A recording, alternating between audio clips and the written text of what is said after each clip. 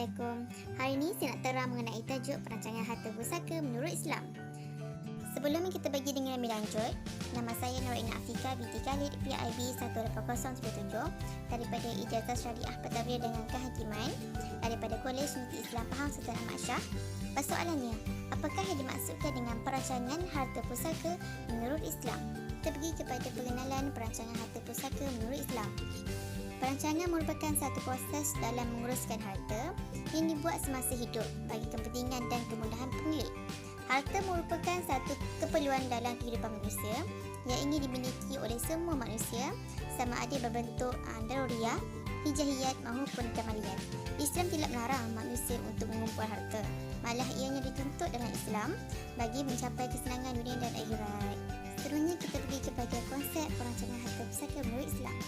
Perancangan harta Islam bermaksud pengurusan harta yang sah dan berkesan dari segi undang-undang dan hukum syarak dalam bentuk pengurusan harta seorang yang mana bukan sekadar untuk mengurangkan kebimbangan, bahkan untuk melaksanakan hasrat terakhir seseorang mengikut hukum syarak terlepas kematian. Persoalannya sekarang, apakah kelebihan perancangan harta pusaka menurut Islam? Pertama, mengelak masalah pada harta pusaka anda.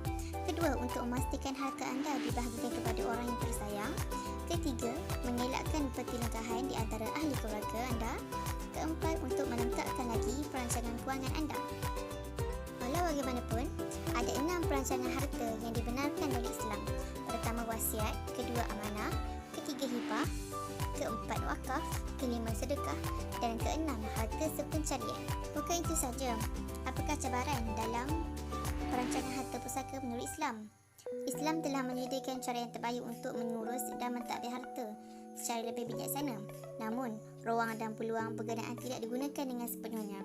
Soal pengurusan dan perancangan harta seharusnya dipandang serius oleh orang Islam bagi mengelak berlakunya permasalahan seperti yang dilaporkan dalam berita harian pada 10 Julai 2007. Menteri di Jabatan Perdana Menteri Datuk Seri Muhammad Nazri Aris berkata, nilai hartanah dan jumlah wang yang tidak dituntut disebabkan isu pewaris dan tidak dapat diselesaikan terdiri daripada semua kaum di negara ini mencecah RM40 bilion sehingga kini, dan daripada jumlah ini sebanyak RM38 bilion adalah hartanah kaum Melayu.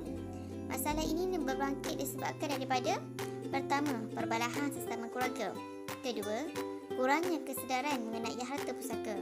Ketiga, waris sendiri tidak mengetahui wujudnya harta tersebut mengakibatkan ia tidak dituntut.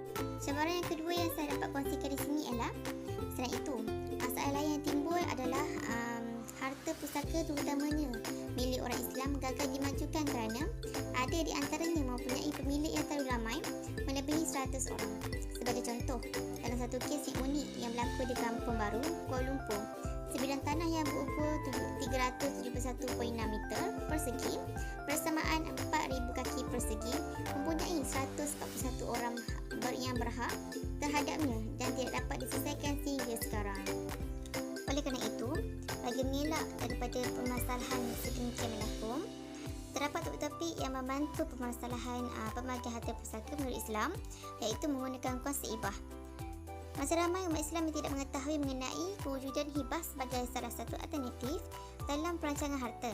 Walau bagaimanapun, konsep ini kurang diketahui oleh masyarakat dalam negara ini, mungkin disebabkan oleh kurangnya promosi atau kefahaman tentang konsep hibah.